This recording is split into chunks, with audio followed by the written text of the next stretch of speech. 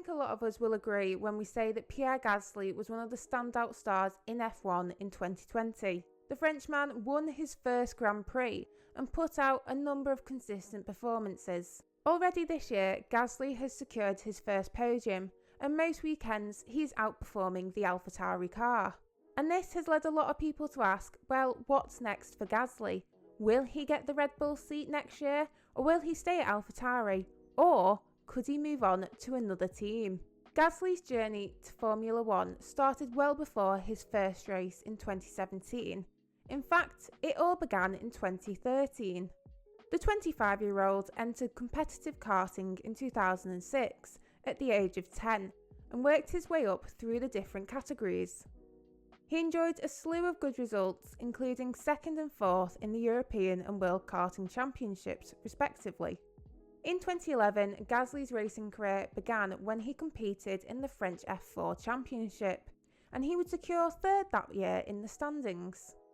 He then springboarded to the Formula Renault Euro Cup, achieving 2 podiums, but crucially losing out to Stoffel Vandoorne, Daniel Kvyat and Nick de Vries in the standings. Nevertheless, Gasly retained his place in the series for 2013 and switched teams, joining Tech 1 Racing. And it appears something clicked that year as Gasly won the title and achieved 8 podiums. His impressive performance attracted Red Bull advisor Dr. Helmut Marko, who signed him up as a Red Bull junior driver. Come 2014, Gasly added more silverware to his trophy cabinet in the World Series by Renault, clinching 8 podiums and finishing 2nd in the standings. He would also make his GP2 debut that year, racing in 6 events before enlisting full-time in the series in 2015. Whilst it wasn't his strongest performance, Gasly still pulled out 4 podiums and 3 pole positions. Content with his performances, Red Bull signed Gasly as a reserve driver for the team, but it would be another 2 years before he actually got to race in Formula 1.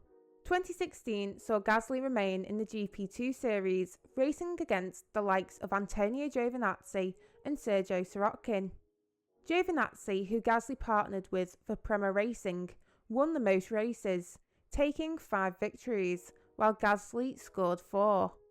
However, Gasly's steady results were enough for him to beat the Italian and take the title. The following year, Gasly went on to compete in Super Formula. The Japanese single-seater series is extremely competitive and has produced numerous F1 drivers, including Michael Schumacher, Eddie Irvine and Pedro de la Rosa.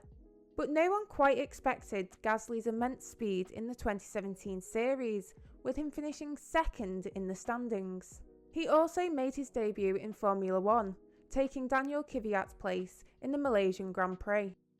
After the 2017 Mexican Grand Prix, Helmut Marko said that Kvyat would not be returning to Toro Rosso, and that the team would race with Brendan Hartley and Pierre Gasly for the remainder of the season. Gasly was finally rewarded, however, in 2018 with a full-time seat at Toro Rosso, and it's fair to say his entrance into the sport raised a few eyebrows. He comprehensively beat teammate Hartley in the drivers' standings, with Gasly finishing 15th on 29 points, while Hartley placed 19th with 4 points. Gasly also shocked fans and pundits alike when he achieved 5th in qualifying and 4th in just his 2nd race.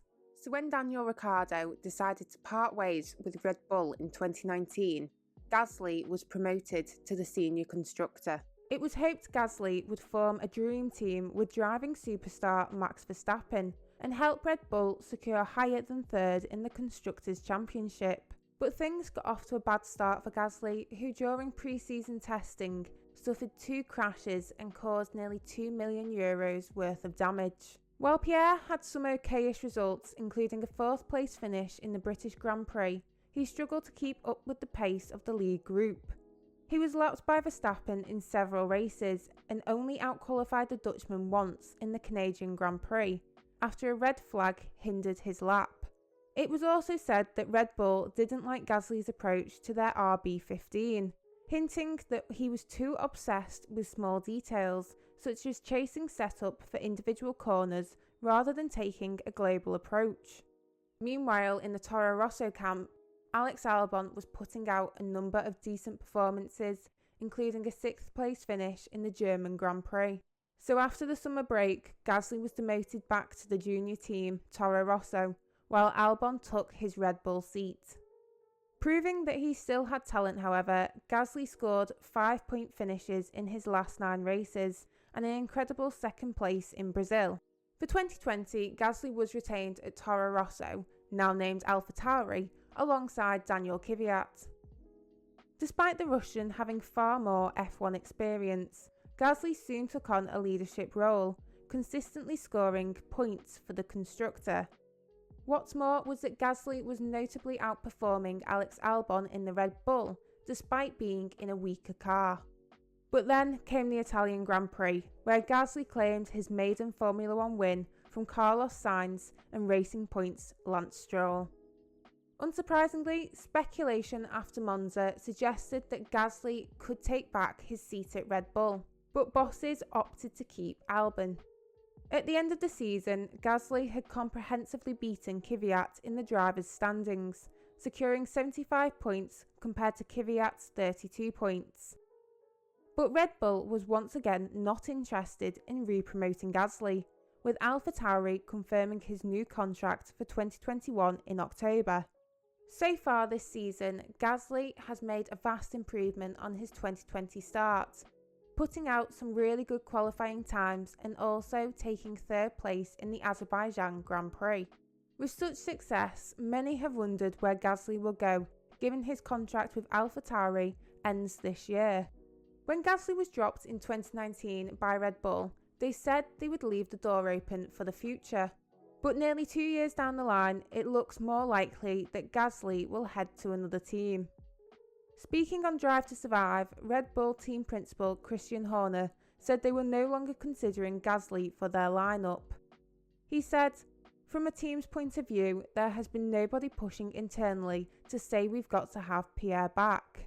Horner said that he believed Gasly performed much better when he was in a team with less expectation. He added, "The reality is, when you get there, if you can't cope with the pressure and scrutiny, you're never going to make it at the highest level in Formula 1. From Gasly's perspective as well, if he rejoined Red Bull, he would be the number 2 driver, as no one is replacing Max Verstappen anytime soon. Already, there have been rumours that Gasly could sign for Alpine as a replacement for Esteban Ocon and replicate the path of Carlos Sainz Jr. On paper, this would work for Gasly. As a French driver, it would be brilliant for their marketing strategy. However, in May, Alpine CEO Laurent Rossi said a seat for Gasly was not on the cards. He said, "We're not looking at any drivers for next year." And prior to the French Grand Prix, it was confirmed Ocon would stay with Alpine for a further 3 years. Which constructor do you think Gasly could turn to in 2022? Do you think he'll remain at AlphaTauri? Could he get the Red Bull seat? Or is he likely to jump ships, cut off ties with Red Bull and join another team? Let me know what you think down in the comments below. If you enjoyed this video, please make sure you like it and subscribe for more content in the future. I'm trying to do a few more uploads than I usually would, and I'm really excited to see where we go with this. Until next time, bye!